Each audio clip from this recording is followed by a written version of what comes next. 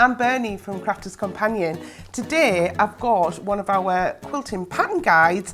This one is actually a border die. The one I've got here is the Decorative Petal. And what these do is help you make beautiful designs on your quilts, on your projects, on your bags, on your cushions. I'll show you some examples. They're absolutely fabulous. I've got this one here. Let me hold it up.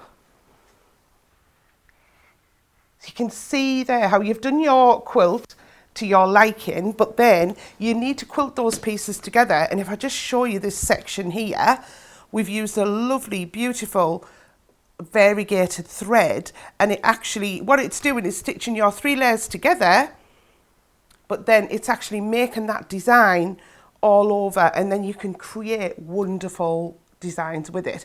So let me show you how you actually do it. First of all, you need to set up your machine.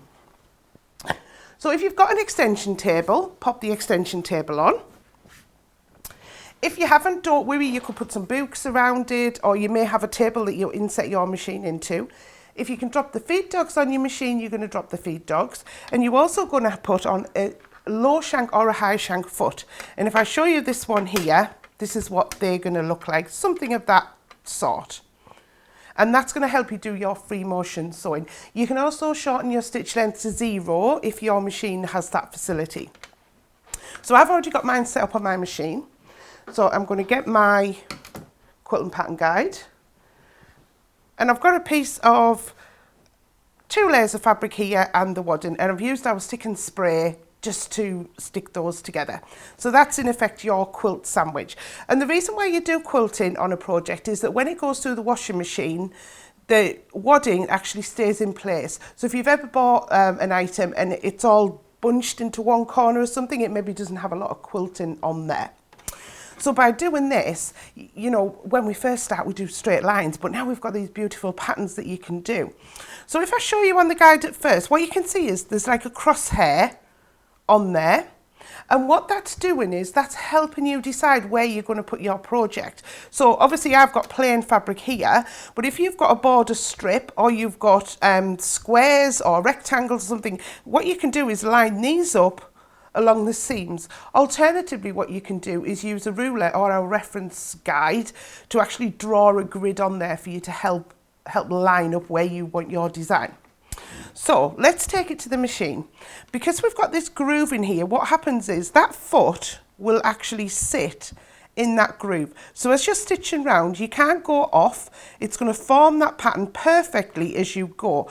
There's also an anti-slip coating on these guides, and what that does is help it grip to the fabric. So as you're moving, we can see that it's actually sticking to it, but it's not sticky, and it's also reversible. It's on both sides.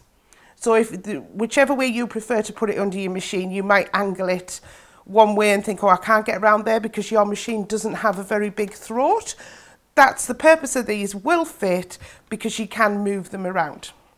So I'm going to place it under my machine, and I'm just going to go to the start of that channel. I'm going to lower my foot down, and you can see there that that fits in absolutely perfectly.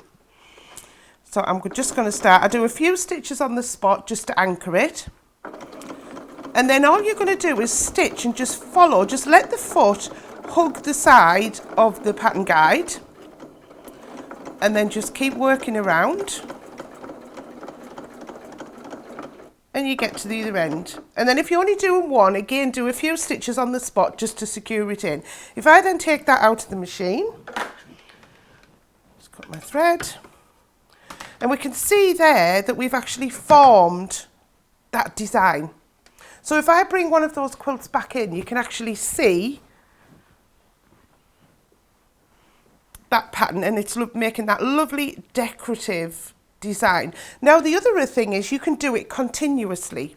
So if I now bring this around, now I've already got this design here, but I want to carry on going along there. So what I'm going to do is line it back up, and I'm lining it up on the point where I stopped stitching, taking that in there, pop that back down, and once you get in there you can lift your foot and just line it up again just to get it in the perfect position. Again, a few stitches on the spot, and you're going to go along, and I say just let that foot hug that channel in there. Now when I get to the end there, I'm going to drop my needle in my machine. Can you see that I'm moving the template? I haven't broken my thread. I've just moved it along, and now you can see that I can do a row. So you can do a continuous stitch. So I'm going quite slow here, but you'll get your own speed. Go. And then if I take that out,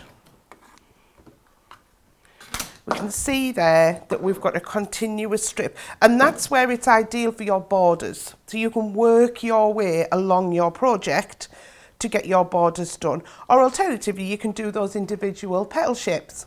So that's how you use our Gemini Quilting Pattern Guide, and this is the decorative petal for the borders.